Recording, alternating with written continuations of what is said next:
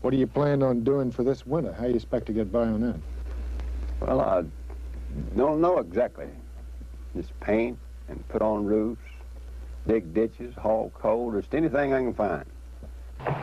4 pounds of beans, 2 bags of meal, and 1 bag of flour. By 1960, nearly half the residents in some West Virginia counties relied on government food aid. Is there writing on the wall for you?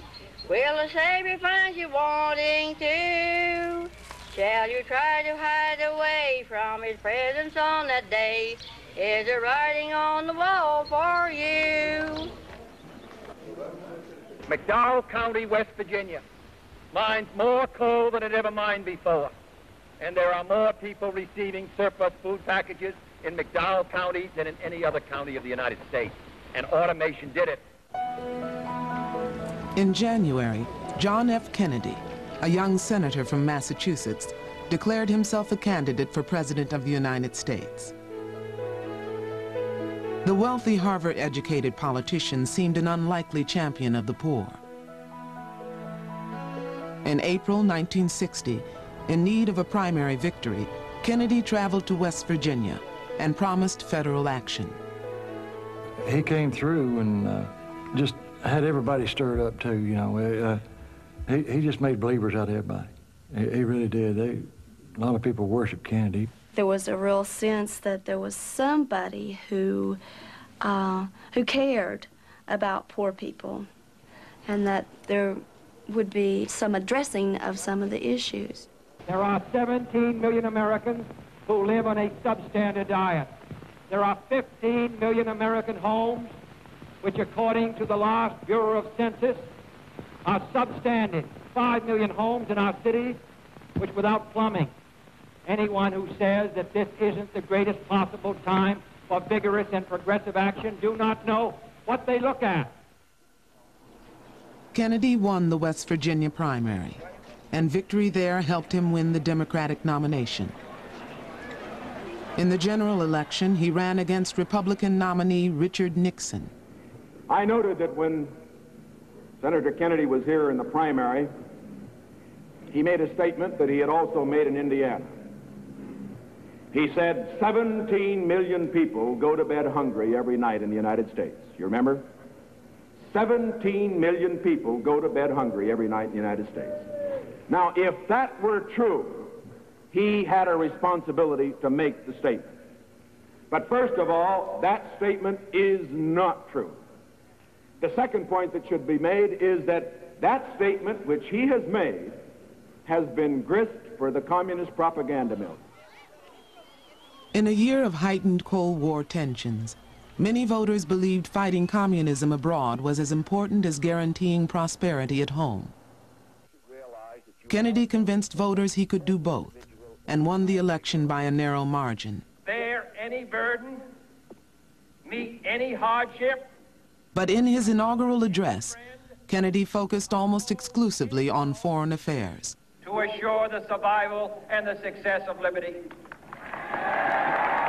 4 months after taking office, Kennedy repaid a political debt to the people of West Virginia and signed a bill funding job creation and retraining.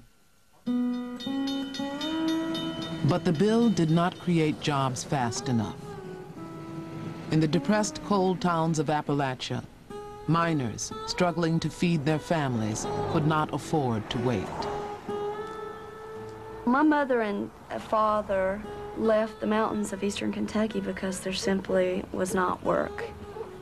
They loved the mountains and they wanted to be around home and they wanted to be around our family. It was hard, I think, for them to leave the family, but they had 2 little girls to support. People migrated, they left, they went to Chicago, they went to Dayton, Ohio, they went to Columbus, Pickaway, Ohio. They went factories. They went looking for jobs anywhere they could get them, really. What you had left at that time was people who were either too old to leave, too sick to leave, or either too young to leave. Well, I had 7 sons, which 1 of them died. So it left me 6, and I want them to learn a better trade. and have a better opportunity. I sold everything we had within 2 days, made arrangements, and then on the day I decided to leave, I had just enough clothes for those 9 kids to put on and load it in the trunk of a car. My mind is upset. I feel so During the bad. 1950s, 1.5 million Appalachians had moved north. I once have had.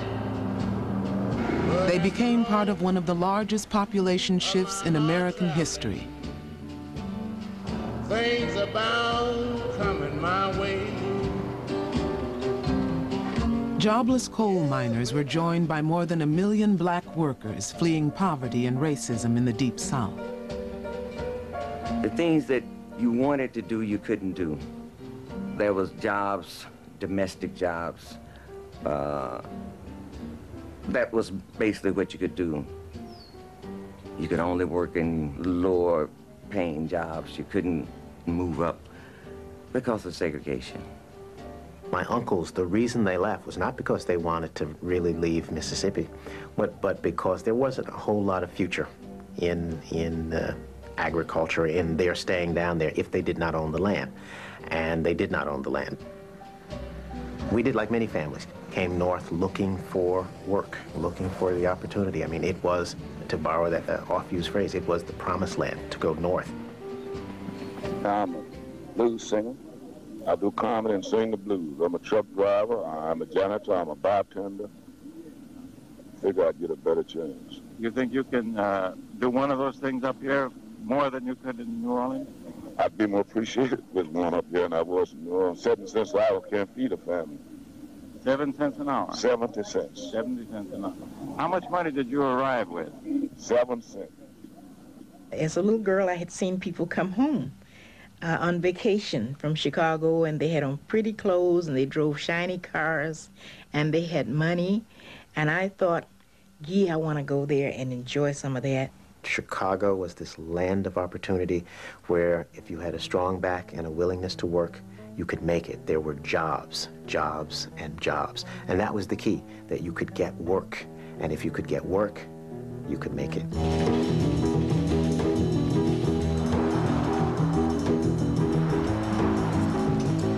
Chicago was the nation's 2nd largest city.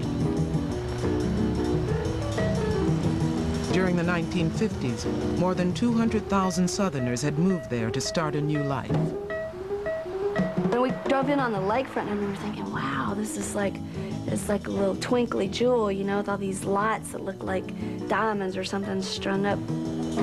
When I got here, it was night. And oh, the bright lights, and they drove me downtown to see all the big stores and the tall buildings, which I had never seen before. Oh, I just knew I was going places then. In the 10 years after World War II, Chicago had prospered more than any city in America. It was the nation's fastest growing industrial area, producing more steel than Pittsburgh or Great Britain. When my mother and father first came to Chicago, my daddy said he got a job loading boxcars at the railroad at a Christmas rush, and then they both went into factories. They had the stockyards, they had the steel mills, they had Continental Can, and so there were a lot of job opportunities. Although work was plentiful in Chicago, blacks were often paid lower wages than whites and barred entry from many good jobs. There were few black bus drivers and few black sales clerks in downtown department stores. Blacks were systematically excluded from many of the construction unions. The white girls would get promotions on the job, and you wouldn't. And that made you feel, you know, that, hey, what am I doing wrong? That we're both doing the same job, and they can get a promotion, and you couldn't. So that's when I found out that the segregation was here just like it was in the South. Segregation created severe overcrowding for Chicago's black residents. We had a 4-room apartment, And the landlord decided before we moved in to rent one of the rooms out in the middle of our apartment. So in our apartment, we had a family living in one room who had 5 children. Even in the South, you had maybe a shack, but it was your own shack, and you didn't share it with anybody else. And that made an awful lot of difference. On Chicago's north side, white migrants from Appalachia were concentrated in their own ghetto. My family moved into Uptown because it was a neighborhood that accepted transients, migrants. We were called in-migrants. It was called Hillbilly Heaven after we found out about it, because everybody was from West Virginia, Kentucky, Alabama, Tennessee. It was just a bunch of hillbillies that got around there. As the Appalachian migrants crowded into Chicago, animosity towards the newcomers grew. Local press reports described them as being at the bottom of the heap, socially, morally, and mentally. They think they can come to a large city and just more or less get rich overnight. They have no initiative for hard work. Well, some of the problems we have, the tenants won't cooperate with us. They throw trash around. They drink out on the street and throw beer bottles on my lawn. They throw beer bottles and whiskey bottles in my hallways. And they just don't seem to be concerned about other people's property. If people, if we were looking for an apartment and people found out, there were 2 children, it's like, well, they're those hillbillies and they're going to trash up the place. So I got a sense that we weren't as good as other people, or that other people didn't feel that we were as good. There's this talk, about if you work really hard, in America, if you come to the city, you can have anything you want, you can get stuff, you can buy a house or whatever. And I saw all kinds of people for whom that was not happening. People who worked hard, people who tried hard, people who gave years of their lives, but who wound up with nothing. The hopeful poor were still flocking to Chicago.